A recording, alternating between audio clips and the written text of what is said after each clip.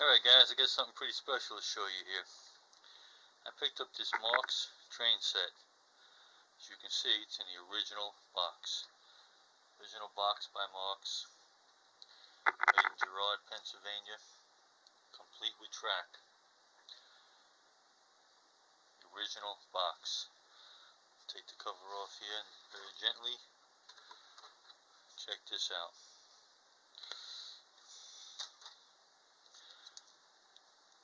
Track is pristine, absolutely pristine, clean as clean can be, like brand new.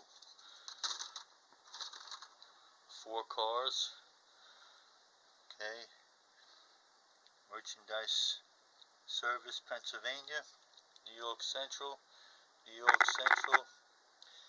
and the Lehigh. This is a 1950s Marx.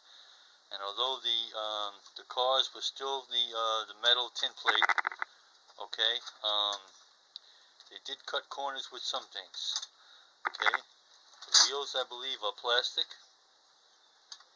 okay, and the locomotive, the shell of the locomotive is plastic. The engine is pretty close identical to the original one I showed you from the 1930s. A little different. Not much. Very, very simple.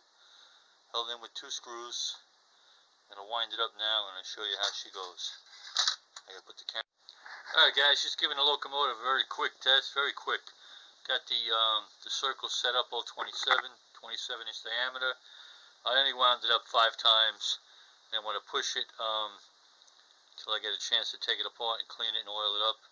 So let's see if we can get a few turns out of it anyway. 1, 2, 3, 4, should do 5. 5, not bad. She's squeezing past 6. She's squeezing. She's coming. Come on, baby. Yes. 6 laps. Not too bad, considering she's been sitting in a box for who knows how many years. And she's all dirty. So, got to clean her all up and grease and oil her, and hopefully we can get her up to maybe 10 laps. Again, I only wound it up 5 times. So, all things considered, now you see when I pick this up, she's going to spin more. But she doesn't have enough in her. The gears and wheels are dirty.